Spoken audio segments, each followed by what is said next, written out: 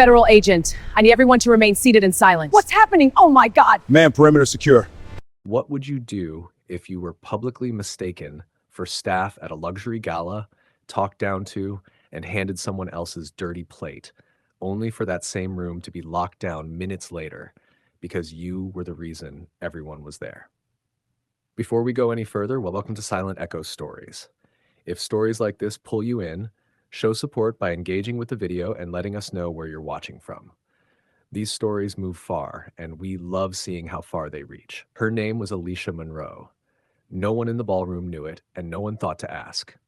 Alicia was a black woman in her early 40s, medium height, calm posture, the kind of person people looked through instead of at. She had learned long ago that being underestimated could be useful. She grew up in a small apartment in Baltimore. Her mother worked long shifts at a nursing home. Alicia learned responsibility early. Keep quiet, observe, don't draw attention unless you need to. She carried that into adulthood. Alicia didn't chase attention. She didn't dress to impress strangers. She valued order, patience, and preparation. Her power had always come from what she knew, not what she showed. What the room didn't know was that Alicia worked for the federal government, not in a loud role, not the kind that held press conferences. She investigated financial crimes tied to charities, private foundations, and high-profile donors, people who hid behind good causes while moving dirty money. For months, she had worked this case. Shell companies, fake donations, offshore accounts. Tonight's gala was the final piece. The people attending the gala believed they were untouchable.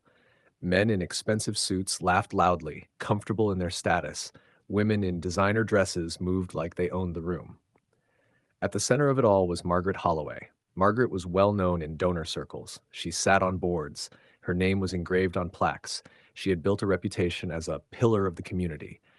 She also believed service workers existed to obey. Margaret liked control.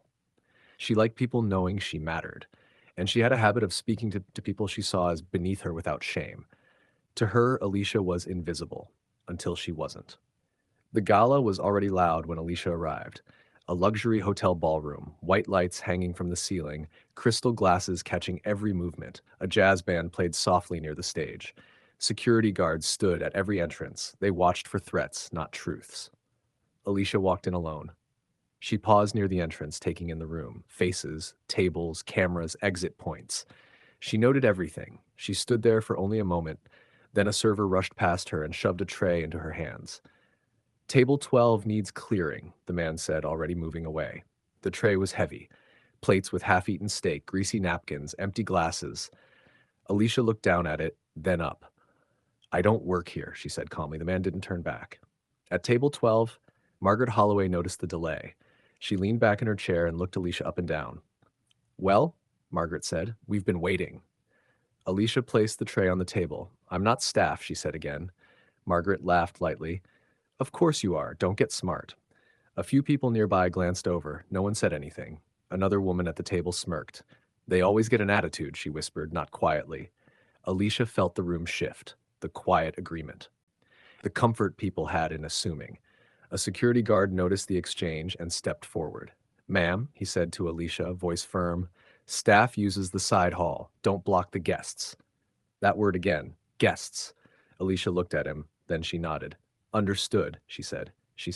She picked up her clutch and walked toward the side hall.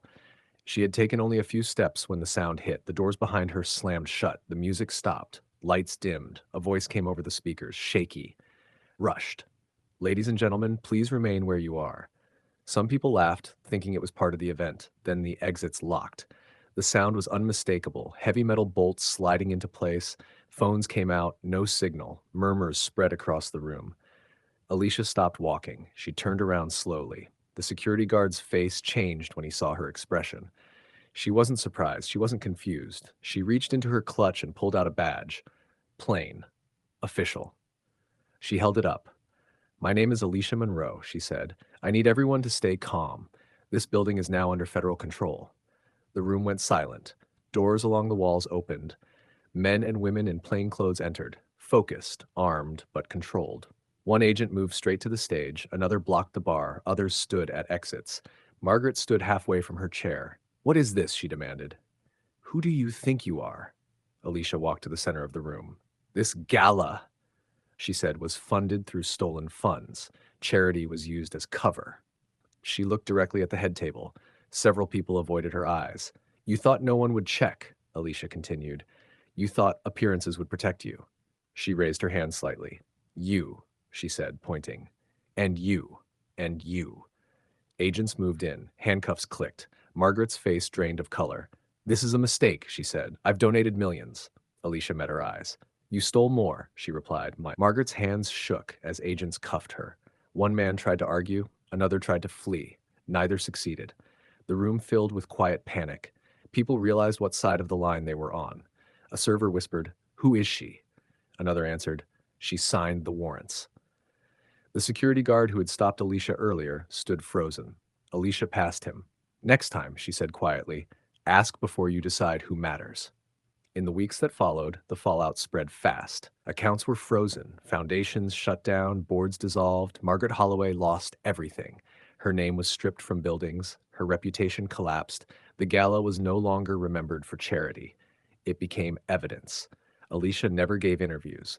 She returned to her work. But the lesson stayed. Power doesn't always announce itself, and the people you dismiss may be the ones holding the truth. If this story stayed with you, let us know your thoughts. Engage with the channel and tell us where you're watching from.